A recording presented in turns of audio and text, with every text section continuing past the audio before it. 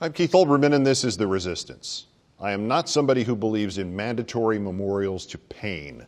The phrase, never forget, has always troubled me. Not that we should not remember, but that to not let the grief soften with time is to punish ourselves and to embitter our lives.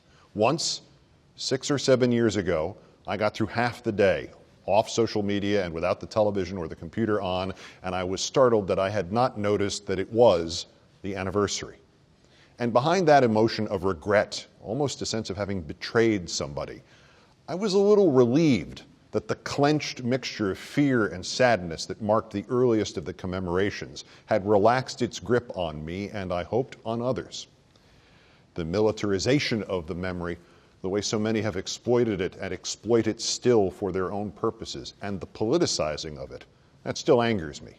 But to me, sitting here recording this in the new World Trade Center, thinking of the previous one in which I worked in my 20s, thinking of my college classmates, Eamon McEnany and Mike Tanner in Building 1, and my friend Dave Patorti's brother Jim, and thinking of Tom Pecorelli, who was my cameraman at Fox Sports and who was on Flight 11, and a hockey acquaintance named Garnet Ace Bailey, who was on Flight 175, and Barbara Olson, who I had known when she was a frequent guest the first time I was on MSNBC, who was on Flight 77. Thinking of them, and thinking of walking the streets of this city covering that horrible day with Times Square terrifyingly quiet at 6 o'clock at night, and the city frighteningly hushed for months afterwards. Thinking of the wail of sirens I heard at 11 o'clock this morning, and how the sounds of sirens will always be different on the same day every year. Thinking of all of them and all of that, not all day, but a part of every day the calendar comes around to this day, I do have this one question.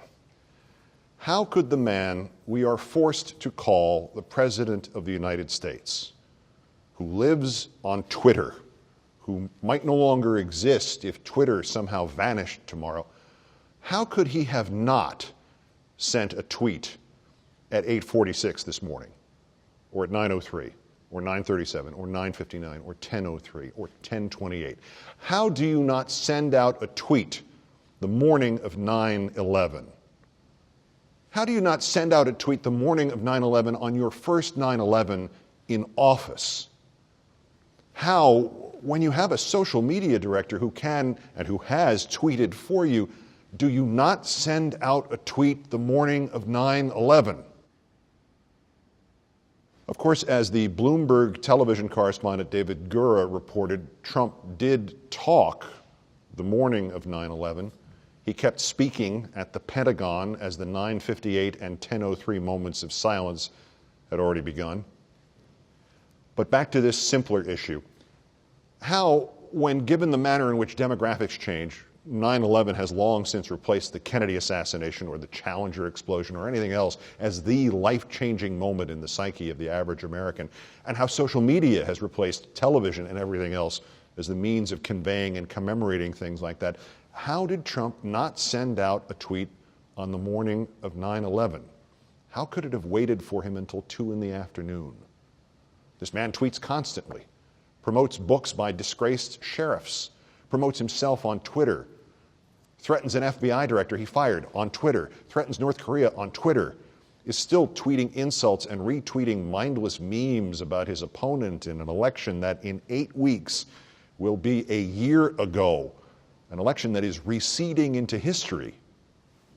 He has 2 accounts, and no matter how reportedly bloated with fake followers and bots they might be, he can use them to have direct access to 58 million followers, a potential audience that dwarfs whatever total he might have reached on the anniversary on television.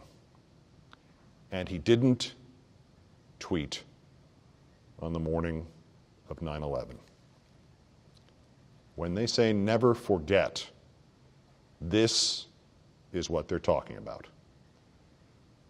Shame on you.